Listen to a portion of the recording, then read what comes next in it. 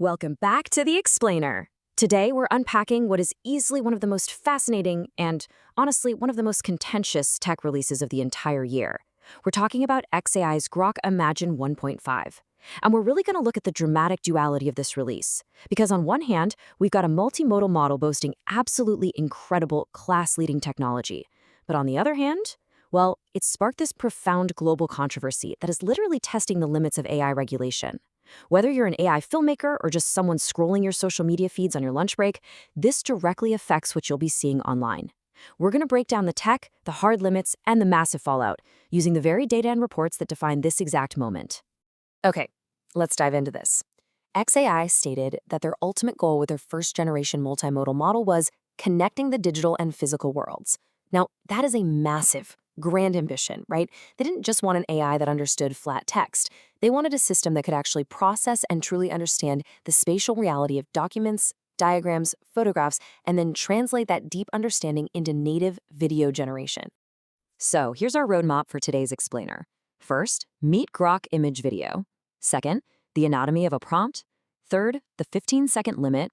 Fourth, the deepfake controversy. And finally, global backlash in lawsuits. Section 1. Meet Grok. Imagine video. The Aurora engine. We really need to understand what makes this technology so remarkably powerful under the hood.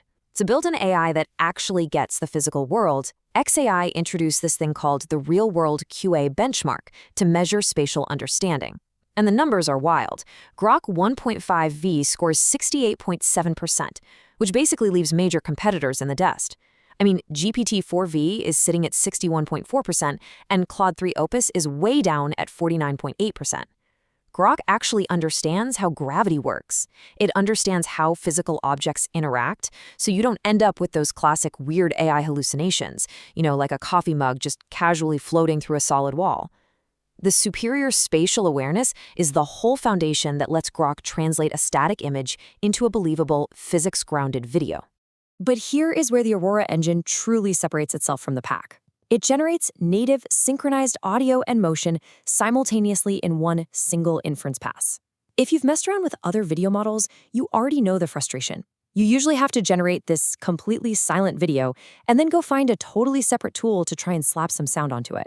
Not with Grok. Sound effects, the ambient noise, dialogue, it all lands perfectly on the action beat, generated at the exact same time as the visual motion. For creators, this is an absolute game changer. It literally saves hours of hunting for stock sound effects. And it does all of this so fast. 25. That is the sheer speed in seconds at which Grok 1.5 Fast can pump out a complete 6-second 720p video. It cut the generation time almost in half compared to their previous model. It is built for rapid, high-speed iteration. If a shot doesn't work out, no big deal. You don't have to wait around for 10 minutes. You just re-roll, and less than half a minute later, boom, you have a completely new take. Section 2. The anatomy of a prompt. Writing for Grok. Now, the way you actually write for Grok is highly technical and very specific. A strong prompt here is essentially a short shot brief. You really have to think of yourself as a film director commanding a crew. To get it right, you need this strict 5-element architecture. 1. The subject. Who or what is actually in the shot. 2. The motion. Exactly what moves and how it moves. 3. The camera. The shot type and one specific camera movement. 4. The audio. Explicitly detailing the soundscape. And 5. The duration and aspect ratio. You absolutely cannot leave these up to the model to just guess. So, the crucial point is understanding the grammar of this engine. Grok is an image-first model. The starting image carries all your composition, your lighting, your style. The text prompt, that should only describe what changes. Plus, the Aurora engine renders sequentially, meaning from the first frame moving forward. This means you have to front-load your actions. If you write this beautifully detailed scene and then put "a dog runs in" at the very end of your paragraph, the engine will literally run out of time before the dog ever appears.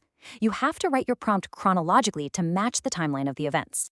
And regarding that synchronized audio we talked about earlier, you have to write like a sound designer.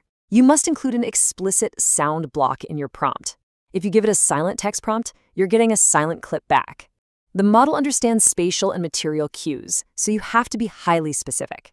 Instead of just typing rain, you want to write heavy rain drumming on corrugated metal or muffled through glass. You have to command the whole shebang. Section 3, the 15-second limit, expectation versus reality. All right, let's bring our expectations down to reality for a second. Because for all its power, Grok has very firm practical constraints. 15. Anchor yourself to this number. This is the absolute hard limit, in seconds, of Grok's maximum video generation duration. It is not built for long, continuous narrative sequences. It's not for sweeping cinematic short films. It is built strictly for short, self-contained visual shots. Drilling down into those operational limits, we see a firm 720p resolution cap. There's no 1080p or 4K available in the current preview. Furthermore, if you want to input an existing video to edit, it has to be under 8.7 seconds. And if you're looking to extend a video, you can only add 2 to 10 new seconds at a time. Let's do a quick reality check here. These specific caps mean Grok is absolutely ideal for quick social drafts, fast concept iteration, and short promos, but it falls completely short if you need high-fidelity, long-form narratives. To objectively summarize how you should route your workflow, you want to choose Grok Imagine 1.5 for fast drafts, low-cost iteration, and social clips that fit under its 720p 15-second cap. However, if your brief demands true 4K delivery, reliable lip-sync dialogue, or extended narratives that run longer than a minute, you'd be much better off routing to competitors like Theo 3.1 or Seedance 2. But as we're about to see, Grok's specific cocktail of lightning-fast speed and open access hasn't just disrupted digital workflows. It has triggered a massive societal crisis. Section 4, the deepfake controversy, the dark side of open innovation. We need to step back now and impartially examine the macro-societal impact of releasing this kind of powerful technology to the general public. To understand the sheer scale of the issue, we first have to define exactly what is at the heart of the scandal. A deepfake, in this specific context, refers to non-consensual, AI-generated manipulated imagery used to place subjects in fabricated and very often sexually explicit or suggestive contexts. Let's be unequivocally clear about the facts. This is a severe form of digital abuse. Beginning in late 2025, X users began utilizing Grok's image editing features to effectively nudify photos of real people, actively overriding the model's safety guardrails. Let's look at how incredibly fast this escalated.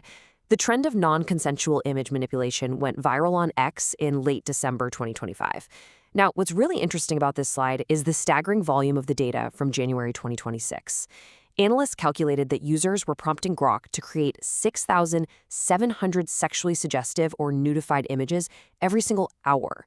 By March 2026, xAI restricted the Imagine feature entirely to paid subscribers in an attempt to curb the abuse, though widespread reporting indicates the generation of such material has continued.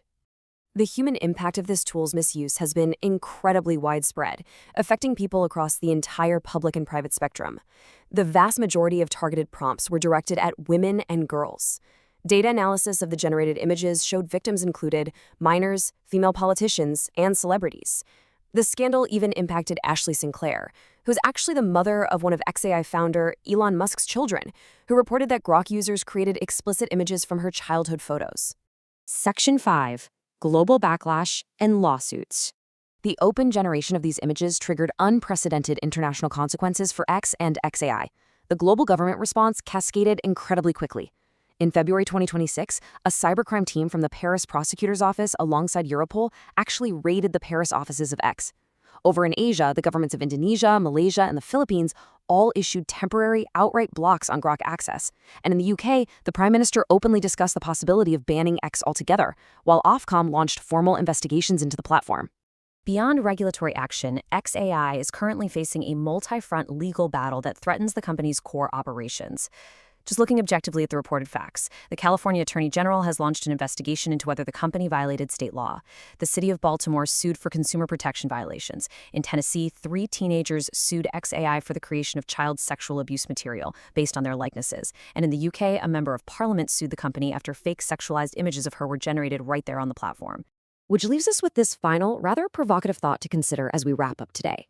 Where exactly does the line blur between pushing the boundaries of open technological innovation and ensuring baseline public safety?